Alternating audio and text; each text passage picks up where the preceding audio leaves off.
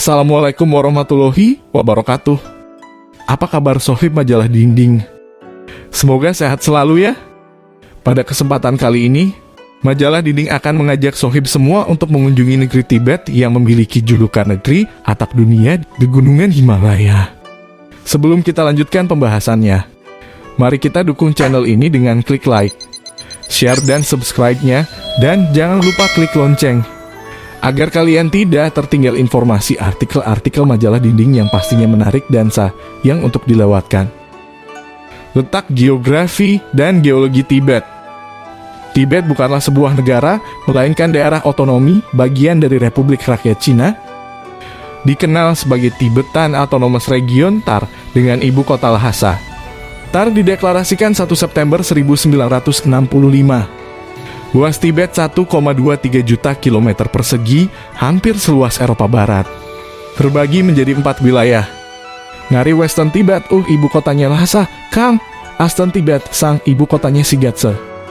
Ketinggian rata-rata di Tibet 4000 mdpl. Lhasa berada di ketinggian 3550 mdpl. Itulah alasan kenapa Tibet dijuluki negeri atap dunia. Tibet berbatasan darat dengan India, Bhutan, Nepal, Myanmar, provinsi-provinsi Cina, Xinjiang, Qinghai, Sichuan, dan Yunnan. Tibet tidak memiliki batas laut. Tapi pada zaman prasejarah kawasan Everest ternyata adalah dasar lautan. Jadi, jangan heran kalau ada banyak fosil kerang di Tibet. Bahkan, kerang raksasa biasa dipakai sebagai alat tiup. Hampir semua tempat di Tibet bertemperatur fluktuatif.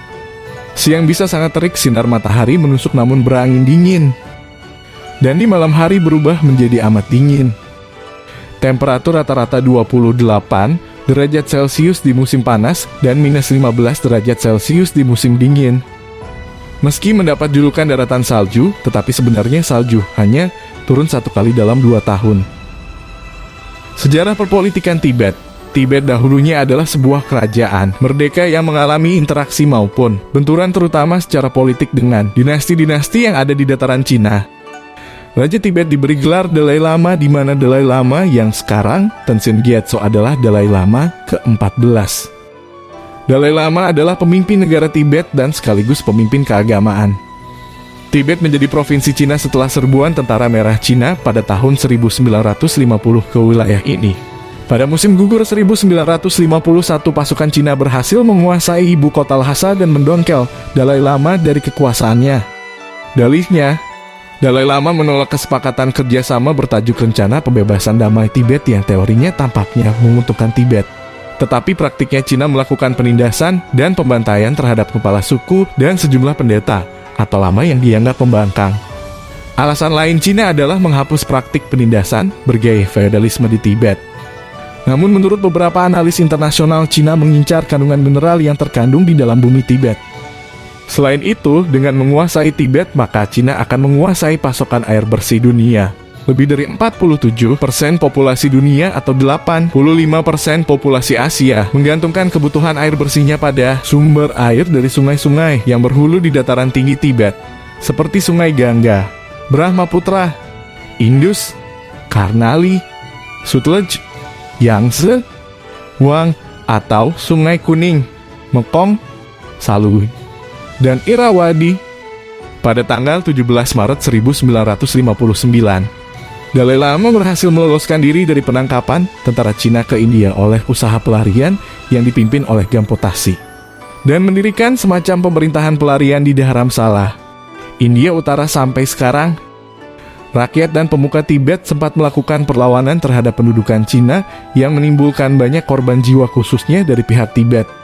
Namun karena tidak seimbangnya kekuatan persenjataan dan tidak adanya sorotan internasional, perlawanan Tibet, khususnya pada dasawarsa 1970-an, berhasil dipadamkan.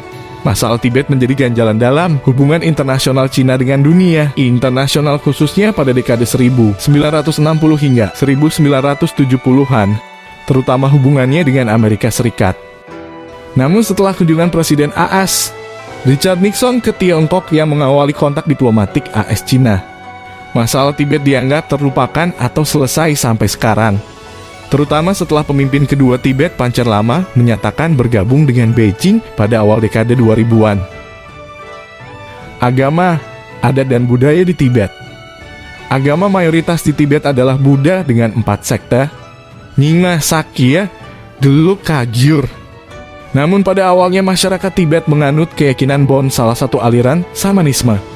Buddhisme baru datang ke Tibet saat pemerintahan Songtsen Gampo 630 hingga 649 Masehi. Rumah tradisional Tibet dicat dengan 3 warna putih, coklat, dan biru. Masing-masing mempunyai makna. Putih menyimbolkan kecerdasan, coklat keberanian dan keteguhan hati, dan biru adalah belas kasih. Di Tibet saat akan saling berkenalan mereka harus menjulurkan lidah mereka terlebih dahulu. Hal tersebut dilatar belakangi oleh sebuah sejarah dari Raja Tibet yang bernama Langdarma yang memiliki lidah berwarna sangat hitam. Raja Langdarma sendiri dikenal sangat kejam dan sangat ditakuti oleh penduduk Tibet pada masa itu. Setelah Raja Langdarma wafat, masyarakat Tibet mengkhawatirkan jika sang raja akan mengalami reinkarnasi dan kembali melakukan hal yang kejam kepada masyarakat di sana. Oleh sebab itu, penduduk Tibet menjulurkan lidah saat berkenalan untuk mengetahui apakah orang tersebut reinkarnasi Raja Langdarma atau bukan. Ritual kematian yang lazim dilakukan selama ribuan tahun di Tibet adalah sky burial atau pemakaman langit.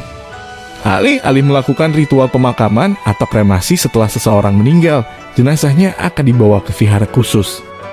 Di tempat itu, seorang Rogyapas, orang yang bertugas memisahkan anggota tubuh pemakaman langit, akan memutilasi mayat.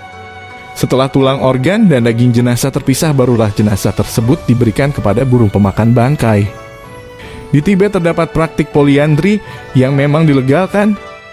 Poliandri yaitu wanita menikahi banyak pria atau banyak suami. Praktek poliandri sudah dilakukan nenek moyang mereka sejak zaman dahulu. Maka dari itu mereka menjalankannya walau tak semua menerapkannya. Menariknya, laki-laki yang dinikahi biasanya adalah saudara kandung. Sebagai contoh, ada satu wanita yang menikah dengan seorang laki-laki. Beberapa tahun kemudian, wanita tersebut menikahi adik dari suaminya. Beragam alasan juga melatar belakangi praktik poliandri. Mulai dari atas dasar cinta, terhindar dari kesepian, hingga tak perlu repot berbagi tanah. Kuliner unik Tibet. Mayoritas penduduk memiliki sebuah pantangan, yaitu tidak diperbolehkan makan daging terutama pada hari Rabu. Sehingga kebanyakan dari mereka adalah vegetarian. Tibet berbeda dari wilayah-wilayah di Tiongkok Selatan yang mengonsumsi beras dan ikan. Makanan masyarakat Tibet sebagian besar dipengaruhi oleh iklim kering dan dataran tinggi. Umumnya kuliner khas Tibet seringkali dibuat dari yak dan dri, hewan sejenis sapi khas Tibet. Ya merupakan penyebutan untuk hewan jantan, sedangkan dri merupakan penyebutan untuk hewan betina. Hewan ini mampu membawa beban yang memiliki berat hingga 50 kg dan mampu membawanya dengan berjalan jauh dengan suhu yang dingin. Selain memiliki keunggulan dalam membawa beban, susunya bisa diperah dan dagingnya pun juga bisa dimakan serta kulitnya juga bisa dimanfaatkan. Ada juga sampah, bahan pokok yang terdiri dari barley, balep atau roti, dan tupa atau sup mie. Selain itu, jenis makanan seperti yogurt dan mentega lebih populer di kalangan orang Tibet. Tempat wisata menarik di Tibet. Tibet memiliki beberapa destinasi wisata yang telah diakui keindahannya oleh wisatawan dari berbagai negara. Istana Potala. Belum ke Tibet kalau belum menginjakan kaki di istana yang dulunya ditinggali Dalai Lama ini. Istana Potala dibangun di Gunung Marpori atau Gunung Merah di Lhasa. Istana Potala yang dibangun oleh Dalai Lama kelima pada tahun 1645, terdiri dari belasan lantai dan 1000 ruang kamar, ratusan ribu stupa, patung, mural, relik, lukisan, hangka, sejenis spanduk besar, dan artefak bersejarah lainnya. Danau Namuchuo merupakan danau yang terletak di daerah Lhasa. Namuchuo memiliki keindahan yang sangat eksotis. Bahkan, tempat ini sering disebut dengan danau surgawi. Penyebutan ini didasarkan karena danau ini sangat bersih dan indah. Danau ini tidak pernah direnovasi atau diperbaharui sehingga masih menyimpan keindahan yang sangat alami. Para wisatawan yang mengunjungi Danau Namuchuo ini dapat menungganginya ketika ingin menikmati keindahan alamnya. Hutan Lulang. Apabila Anda mengunjungi hutan ini, Anda akan merasakan sensasi seperti berada di negeri dongeng. Pegunungan ini memiliki suasana yang lengkap yang akan membuat Anda terpukau. Hutan ini dilengkapi dengan pegunungan indah, glades, sungai jernih, dan desa kecil. Wisatawan juga akan mendengar suara-suara kicauan burung yang merdu dan disertai dengan sautan suara kuda. Suara-suara tersebut akan memberikan kedamaian tersendiri bagi para pengunjung.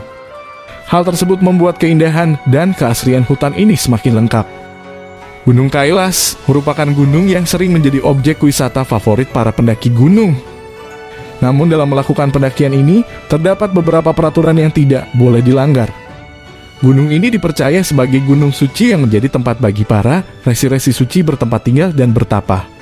Konon katanya di gunung ini terdapat gua-gua suci dan hanya sebagian orang saja yang bisa mengunjungi atau melihat gua-gua suci tersebut. Sehingga para pendaki gunung hanya diperbolehkan melakukan pendakian hanya pada batas tinggi tertentu saja. Tidak diperbolehkan mendaki hingga ke puncak karena dikhawatirkan akan merusak kesucian yang ada pada Gunung Kailas.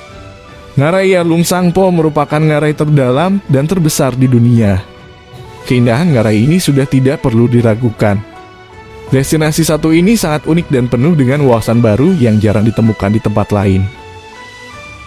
Setelah menyaksikan artikel tentang Tibet tadi, apakah Sohib ada yang tertarik berkunjung ke Tibet? Demikian artikel majalah dinding kali ini, terima kasih buat atensinya. Semoga membawa manfaat dan menambah wawasan kita semua. Sampai jumpa di artikel majalah dinding berikutnya. Wassalamualaikum warahmatullahi wabarakatuh.